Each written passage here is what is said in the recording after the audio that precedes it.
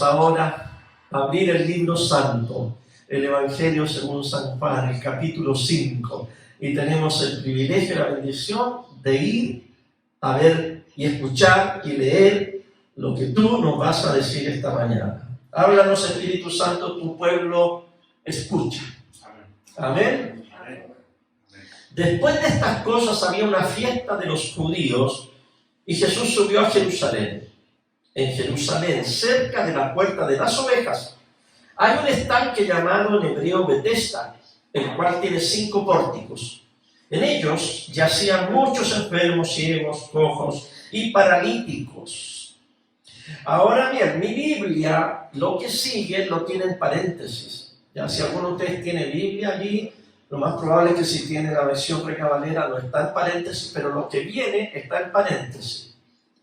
¿Qué esperaban el movimiento del agua? Porque un ángel descendía al estanque de vez en cuando y agitaba el agua, y el primero que descendía al estanque después del movimiento del agua quedaba sano de cualquier enfermedad que tuviera.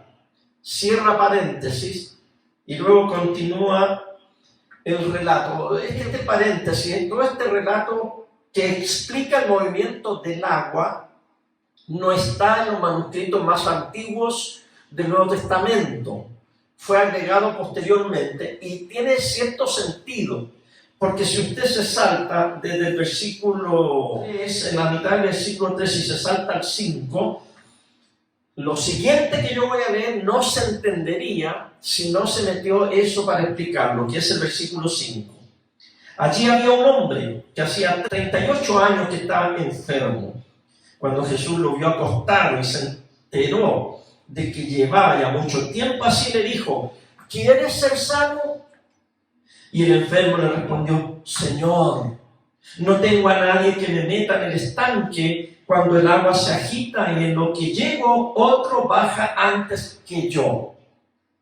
Se fija que eso se metió para explicar que había un pensamiento, una tradición, una superstición de que un ángel venía a mover las aguas y cuando las aguas se movían, el primero que entraba quedaba sano. Por eso que había que explicarlo y fue insertado aquí. Jesús le dijo: levántate, toma tu lecho y vete. Y al instante aquel hombre fue sanado y tomó su lecho y se fue. Pero era aquel día de reposo, día sábado. Bueno, comencemos con esta imagen muy hermosa. Yo de lo que voy a hablar, se lo digo de una vez, es Jesús está trabajando. ¿Okay? Eso es lo primero que vamos a poner en nuestras notas si alguien está tomando nota. El sermón de hoy, la señal, esta señal que vamos a ver hoy, tiene este significado: Jesús trabaja. ¿Y dónde trabaja Jesús? Especialmente en el lugar donde está la enfermedad, donde están los pobres, donde están los desesperados, cuando hay desesperación, cuando hay enfermedad. Esa canción que acabamos de cantar, Marcos, tan hermoso, sí, de la enfermedad. La enfermedad tiene mucha fuerza y hay desesperación, hay depresión cuando vienen los problemas. En esas circunstancias Jesús se hace presente, y cuando Jesús se hace presente siempre hay un cambio. Y esta tercera señal se refiere a este paralítico que estaba allí hace 38 años, o tenía 38 años, no está claro, era un hombre adulto, y está en una piscina que está en el norte de la ciudad de Jerusalén, cerca de una puerta que se llama la puerta de las ovejas. Era una puerta por donde se pasaba el ganado que iba hacia el templo para ser sacrificado. Entrando por esa puerta, pero hacia la mano derecha, cerca de esa puerta, había una piscina que era alimentada por un manantial, y los judíos ahí hicieron estas piscinas tanto para sus abluciones, sus bautismos que tenían y todo eso, ahí como la salidita entre la entrada y la salida de la ciudad. Y en ese lugar no solo venían judíos, sino que había muchos gentiles, porque ellos pensaban, como se piensa por ejemplo en alguna terma, dice, las aguas de las termas fulanas y tal son milagrosas, o de la gruta de Lourdes, o en tal lugar hay algo, los barros que allí uno se pone, se unta, son medicinales, y se agrega a esa idea de sanidad la idea de que hay algo sobrenatural. En el caso de Jerusalén, esta piscina que era movida al agua, o burbujeaba el agua cuando venía el torrente del manantial, la gente pensaba que era un ángel que la movía. Pero ahí mismo, al lado de esta piscina, había un templo pagano que se dedicó a Asclepio o Asculapio, que es el dios romano y griego de la sanidad. El símbolo de este dios era un palo, que era la vara de Apolo, que tenía algo florecido y una serpiente enrollada, uno lo ve en las farmacias. Ese es el signo de este dios, y en muchas partes del Imperio Romano, donde habían piscinas o aguas medicinales, la gente le hacía un templo a este dios. Y en los tiempos de estos últimos reyes de Israel, acuérdense que había altares a otros dioses, así que allí había una mezcla. No solo habían judíos al lado del tanque de Betesda, sino que habían paganos, gentiles, que pidiéndole al dios Asclepio que los sanara. Y Jesús se acerca. Algo de esta señal muy hermoso. Jesús se acerca a los judíos y a los no judíos, a los buenos, a los malos, a los religiosos, a los no religiosos, porque Jesús es para todo el mundo. Hay gente que dice, no, yo cuando veo las piernas me siento, especialmente cuando uno tiene problemas de la piel, porque el agua tiene mineral, y el barro que uno se unta te relaja, y el ambiente, y el agua calentita, todo eso ayuda, y hay gente que se sana en muchos aspectos, emocionalmente, psíquicamente, en unas termas, en hoteles donde uno va a descansar, y también la piel o ¿cómo se llama? Las coyunturas, las articulaciones. Pero un hombre que llevaba 38 años paralítico, yo creo que no había agua que lo pudiera sanar. No tenía remedio a este hombre, muchos años en esa condición. Realmente el relato nos da a entender que este hombre tenía una cama allí. Cuando usted viene a la cumbre o cuando usted anda en Santiago, usted ve gente que ya ha puesto su cama en los parques, su carpa, y ahí viven. Este hombre vivía allí, al lado de esta piscina, esperando ser sanado. Y en Juan capítulo 5, vemos al principio del relato, Jesús viene a Jerusalén a una fiesta, no sabemos cuál fiesta es. No creo que haya sido la Pascua, porque si ponemos la Pascua ahí, ya el ministerio de Jesús se extendería por 4 años. Debe haber sido Pentecostés o debe haber sido Tabernáculo. Y llega, no dice Juan cuál fiesta era, y llega por esta puerta y se dirige a esta piscina que hay allí, el estanque de Betesda. Y Jesús se dirige a uno. Hay cientos de enfermos. Jesús se dirige a uno, porque esta es una señal. Esto no es para que la gente sepa, Jesús hace milagros, sáname Jesús. Es una señal, por eso que Él se dirige a uno. Y no es para que nosotros creamos que Jesús anda nomás puro sanando enfermos. La señal es otra. Jesús no quiere que nosotros nos acerquemos a Él o creamos en Él porque sana. Es más, la señal es más profunda. Ahora bien, yo creo que Jesús sana. Y a los enfermos tenemos que orar por ellos y creemos que Dios sana y Dios ha sanado y los ungimos y los acompañamos, pero también los llevamos al hospital. También los vacunamos, también necesitamos ancianos que vayan y unjan enfermos, pero también necesitamos enfermeras que los curen, y dentistas y médicos, porque Dios cura y cura de diferentes maneras, por medio de la oración, por medio de la unción y por medio de los médicos también. Y parte de la obra del Señor es sanar a los enfermos. Los hospitales son una invención cristiana. Tienen origen en el cristianismo y es una innovación de los cristianos, porque los cristianos dijeron, nosotros creemos que Dios sana y vamos a hacer todo lo posible, ya sea que lo sane sobrenaturalmente o lo sane a través de la ciencia. Cuando el paralítico ve a Jesús y Jesús le pregunta, ¿quieres ser sano? Claro que la respuesta no es sí, Señor, quiero ser sano, sino que él empieza a pensar, he aquí un buen hombre que viene a acompañarme y me va a ayudar para meterme al agua cuando el agua se mueva y yo sea sanado. En cambio Jesús le dice, levántate, toma tu lecho y vete. Fíjense que no es la acción de Jesús. No es de que Jesús lo tome y dice, yo te voy a ayudar a meterte al agua. O no que Jesús le dé un discurso que empieza a decirle, mira, realmente no es el agua, etc. Sino que Jesús sencillamente dice palabras, levántate, la primera palabra, toma tu lecho, y la última, vete. ¿Por qué Jesús dice así? Porque Jesús es el Logos, Jesús es la palabra de Dios. Vimos en la segunda señal, cuando le dice al oficial del rey, le dice, tu hijo, vete, tu hijo ya está sano. Por la palabra, lo que vimos en la segunda señal, ¿se recuerdan?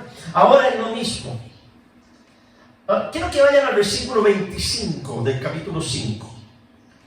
Porque Jesús dice, después que empezó la conversación, el enredo de esta sanidad, lo que causó la sanidad, dice, de cierto les digo, la hora viene y ya llegó, cuando los muertos oirán la voz del Hijo de Dios, y los que oigan vivirán. El enfermo, el paralítico, oyó, levántate. Ahora Jesús dice, va a venir la hora en que también van a oír. ¿Y qué es lo que se va a oír? Los muertos oirán la voz del Hijo de Dios, y los que la oigan, vivirán. Porque así como el Padre tiene vida en sí mismo, así también le ha dado al Hijo tener vida en sí mismo. Y también le dio autoridad a hacer juicio por cuanto es el Hijo del Hombre. No se asombren de esto.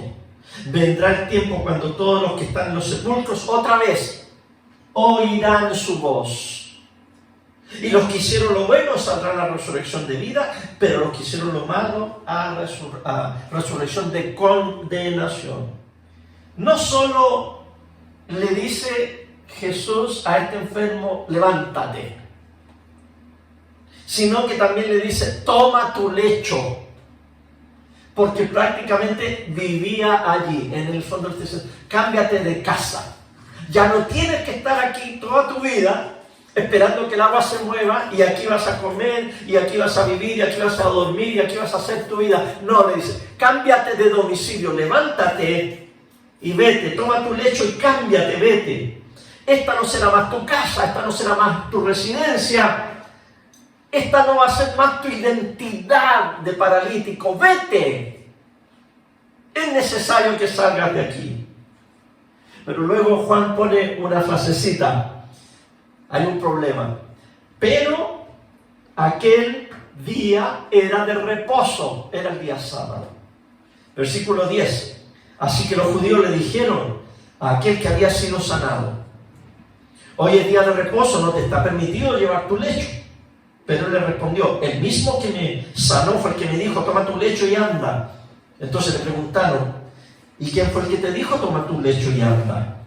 Pero el que había sido sanado no sabía quién lo había sanado, pues Jesús se había apartado de la gente que estaba en aquel lugar. Después Jesús lo encontró en el templo y le dijo, como puedes ver, has sido sanado, así que no peques más, para que no te sobrevenga algo peor. Aquel hombre se fue y le hizo saber a los judíos que el que lo había sanado era Jesús, y por eso los judíos lo perseguían y procuraban matarlo, porque hacía esto en el día de reposo. Los fariseos especialmente tenían 39 actividades que no se podían hacer en el día sábado. Una de ellas era cambiarte de un lugar a otro, cambiarte de residencia o de casa, llevar cargas. Este hombre se está cambiando. Cuando vemos, por ejemplo, especialmente los días sábados aquí en Chile, ¿verdad?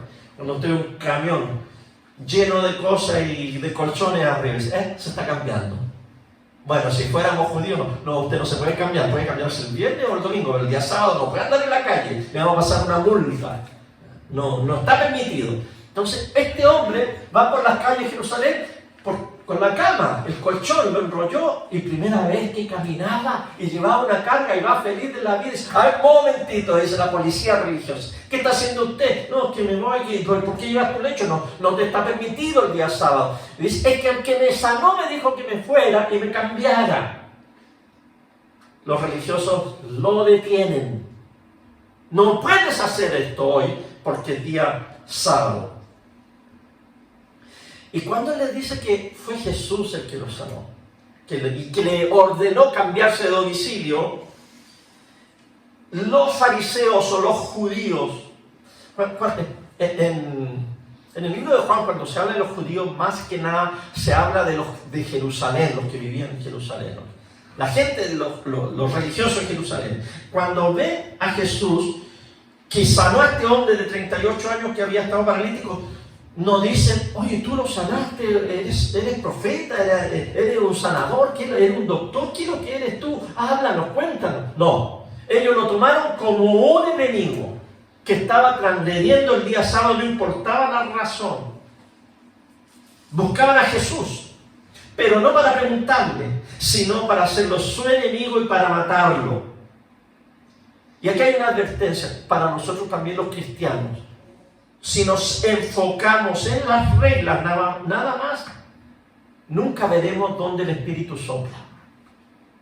Porque la regla no nos va a dejar ver dónde es que el Espíritu se mueve. Ahora, no digo que no tengamos reglas. Aquí en la iglesia tenemos reglas. Tenemos un reglamento, tenemos una entidad jurídica, tenemos un pacto de membresía donde los miembros están de acuerdo en lo que van a hacer aquí en la iglesia. Hay que tener reglas.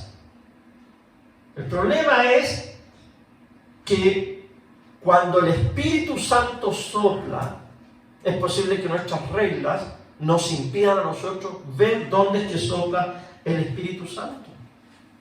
Mi esposa en este momento está en Eagle Pass, Texas, que es un pueblito a la orilla del Río Grande, en Estados Unidos. Al otro lado del río hay otro pueblo que se llama Piedras Negras, y hay dos puentes de automóviles bastante transitados donde la gente viene y va. La frontera se llama allí, es la frontera. Ahora, cuando yo voy allá y paso a Piedras Negras y voy a Eagle Pass de vuelta, yo veo que el viento no se detiene en la frontera. Si hay viento en Eagle Pass, el viento pasa para Piedras Negras. O si viene una lluvia mojando el norte de México y pasa a Texas y no le pide permiso a nadie. Así es con el Espíritu de Dios. El Espíritu de Dios no respeta fronteras, no respeta reglas. El Espíritu de Dios va y viene por donde se le antoja y no pide permiso, no pide pasaporte. No se le pide pasaporte al Espíritu Santo. Y aquí a Jesús le están diciendo, a ver, espérate, no, aquí hay una regla. Y Jesús dice, pero yo soy el viento, yo soplo, yo soy el Espíritu. No, espérate, pasaporte. Identificación, identifíquese y vamos a ver si la regla le permite a usted pasar. ¿Tiene visa? No tengo, no puede pasar. Jesús dice, no es así la cosa. Versículo 16. Y por eso los judíos lo perseguían y procuraban matarlo, porque hacía esto en el día de reposo, transgredía la regla. Pero Jesús le respondió, y aquí viene el meollo del sermón, ¿ok? Hasta ahora mi Padre trabaja y yo también trabajo. La defensa de Jesús al ataque de los judíos es, mi Padre trabaja y yo también trabajo. Esto es provocativo, le está diciendo en primer lugar, Dios es mi Padre. Y eso era una blasfemia entre los judíos, decir, Dios es mi Padre, era una blasfemia. No se le aceptaba a la gente que dijera así.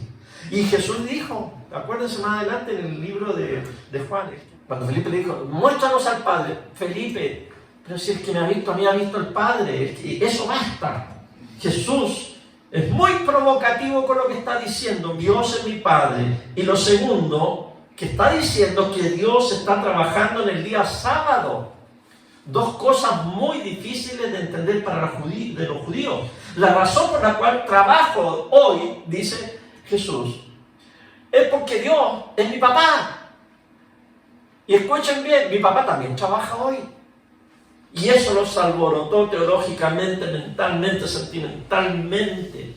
Ahora Jesús lo dijo deliberadamente. Dios creó al mundo en 6 días, ¿verdad? Y el 7º día descansó, reposó. Pero cuando Dios formó el mundo se descompuso, entró el pecado.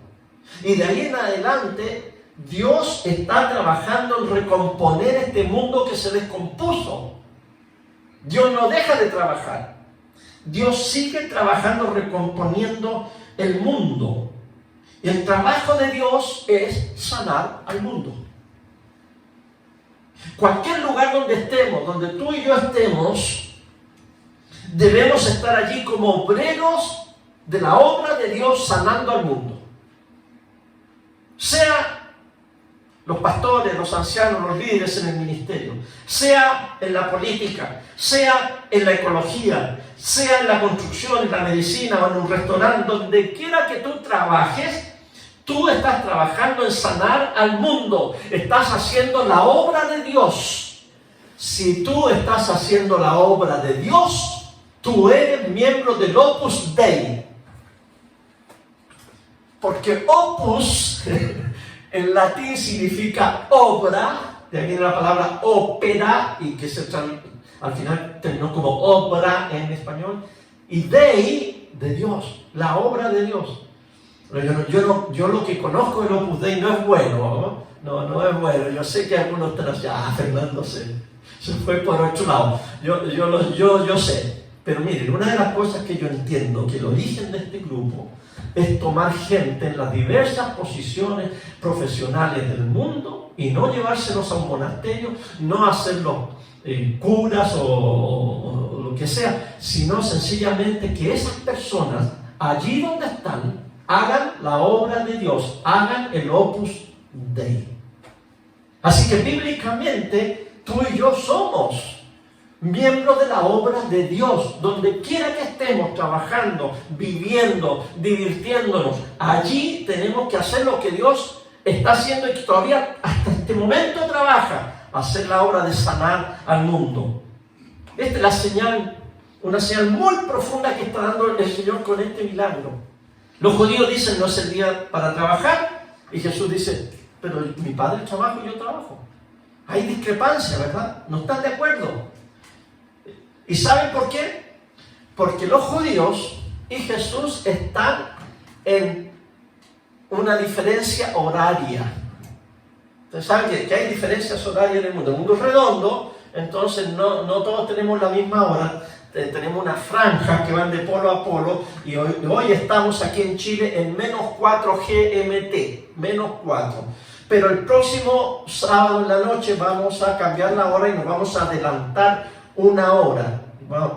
Así que prepárense el próximo domingo para no llegar tarde al culto. Entonces Jesús y los judíos están en diferentes horas. Argentina está en otra hora, está en una hora más tarde. Pero la isla de Pascua tiene, no sé si 1 o 2 horas más temprano que la que tiene Chile continental, 2 horas más temprano. Jesús no está en el mismo uso horario de los judíos. Porque los judíos están en sábado y él está en domingo. Yo tengo una hija que vive en Japón. Y hoy, ¿qué hora es aquí? Son las 11:30. Son las 11:30 de la noche de allá de Japón. O sea que en un ratito más ya va a ser lunes. A las 6 de la tarde hoy, son las 6 de la mañana del lunes. Mi hija ya fue a la iglesia ayer, creo que fue. Está en otro uso horario. Eso es lo que está pasando con Jesús. Jesús está adelantado, está en otro uso horario. Y les quiero decir, hermanos, que Jesús está en el tiempo de la nueva creación. Jesús está en la era de la resurrección, del mundo por venir. O sea, Jesús está en el futuro. Y nosotros los bautizados estamos también en el futuro. Somos del futuro. El bautisterio, y aquí les digo, los que vengan, vuelvan a venir a la cumbre, los que no han venido nunca a la cumbre se van a dar cuenta que ya tenemos la obra gruesa de nuestro bautisterio, que es un estanque que tenemos allí cerca de un parroncito. Ese va a ser nuestro bautisterio futuro. Y allí lo que vamos a hacer, le vamos a poner un nombre, le vamos a decir máquina del tiempo. Porque el que se mete allí, el que es sepultado en el agua y es resucitado, lo metemos en una máquina del tiempo y lo metemos de inmediato al futuro, la vida futura. No es que van a envejecer, ¿ok? No es que van a salir arrugas y canas de inmediato. No, van a entrar en la vida futura, en la vida de la resurrección de Jesús. El bautizado ya ha sido lanzado al futuro. Aunque sigue aquí, en verdad, su mente, su corazón y su vida actual la está viviendo en base a lo que viene. ¿Por qué los cristianos comenzaron a construir hospitales? Porque la sanidad y la vida pertenecen al futuro. Y queremos vivir aquí, empezar a vivir aquí, lo que se nos viene en el futuro. ¿Por qué los cristianos lograron la abolición de la esclavitud? Porque los cristianos creemos que cuando Cristo venga en el futuro, la libertad y la dignidad del ser humano va a ser total y perfecta, y nosotros nos queremos anticipar a eso y lo hacemos ahora.